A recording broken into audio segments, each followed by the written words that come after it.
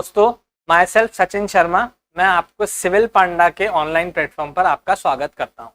आज हम total internal reflection पढ़ेंगे और टोटल इंटरनल रिफ्लेक्शन के लाइफ में एग्जांपल्स क्या क्या हैं उनको समझेंगे, कंडीशंस क्या क्या होती हैं उन सबको समझेंगे। छोटी सी वीडियो है बट बहुत सारे कंसेप्ट इसमें कवर किए जाएंगे। तो सबसे पहले अपन देखते हैं टोटल इंटरनल रिफ्लेक्शन कब होता है। तो ये बेसिकली लाइट की एक प्रॉपर्टी है रिफ्रैक्शन। रिफ्रैक्शन का एक कंडीशन है, जब वो कंडीशन फुलफिल होती है तब जाके टोटल इंटरनल रिफ्लेक्शन होता है। अब ये कौन सी कंडीशन है, इसको समझने से पहले ये समझो रिफ्रैक्शन क्या होता है। रिफ्रैक्शन जब लाइट एक मीडियम से दूसरे मीडियम में ट्रेवल करती है तो लाइट में कुछ बैंड होते हैं, वो या तो नॉर्मल के टुवर्ड्स झुकती है, बेंड होती है, या उससे अवे फ्रॉम द नॉर्मल जाती है। तो उसको जैसे सपोज करो ये नॉर्मल है, यहाँ पर ये लाइट जा रही है, ये इंसिडेंट रे है, तो ये या तो ये नॉर्मल है अपना एन, या तो ये लाइट नॉर्मल की तरफ बेंड करेगी या अवे फ्रॉम द नॉर्मल जाएगी। और ये किस पर डिपेंड करता है कि मीडियम कैसा है। मीडियम रेयरर टू डेंसर होगा। रेयरर टू डेंसर का मतलब होता है कि अगर लाइट की स्पीड किसी मीडियम में जाने पर कम हो जाती है तो वो ऑप्टिकल डेंसर मीडियम होता है, अगर स्पीड ज्यादा हो जाती है तो वो ऑप्टिकल रेयरर मीडियम होता है। तो जब भी light rarer to denser medium में जाएगी तो वो टुवर्ड्स द नॉर्मल बेंड हो जाएगी, और जब light denser to rarer medium में जाएगी तो वो लाइट कैसी हो जाएगी, अवे फ्रॉम द नॉर्मल।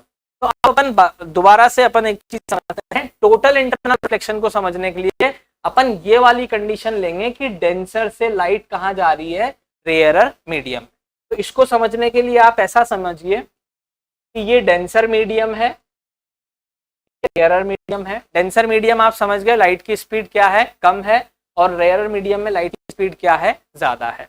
तो जब light denser to rarer medium में जाएगी तो ये अवे फ्रॉम द नॉर्मल जाती है।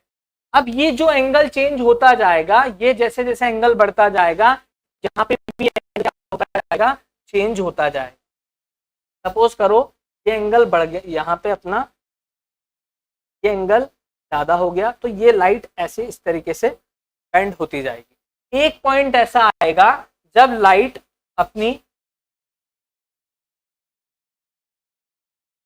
उस मीडियम में ना जाकर उस मीडियम के जो सरफेस इंटरेक्टिंग सरफेस है उसके पैरेलल होकर निकल जाएगी।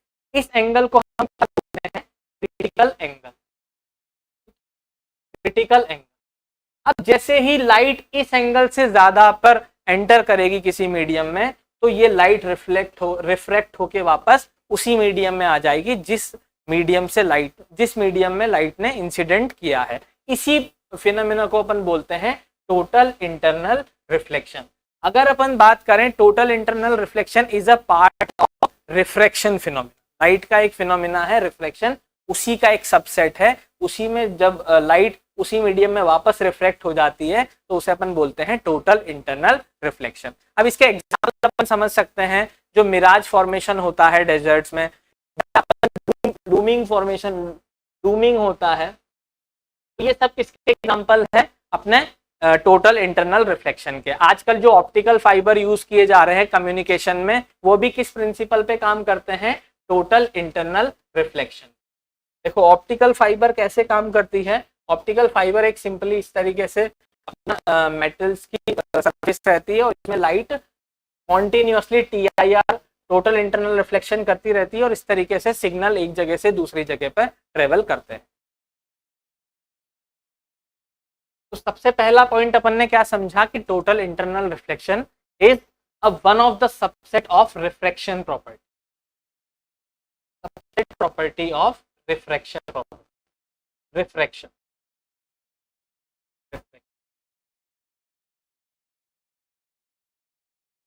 अब देखो जो अपना रेनबो फॉर्मेशन होता है, रेनबो में भी क्या होता है, अपना TIR होता है, रिफ्लेक्शन भी होता है। एक क्वेश्चन इस तरीके से आया हुआ था, रेनबो जो बनता है वो कब फॉर्म होता है, तो उसमें भी क्या होता है, रिफ्लेक्शन भी होता है, रिफ्रैक्शन भी होता है, एंड टोटल इंटरनल रिफ्लेक्शन होता है। तो ये सारे एग्जाम्पल किसके हैं, टोटल इंटरनल रिफ्लेक्शन। है।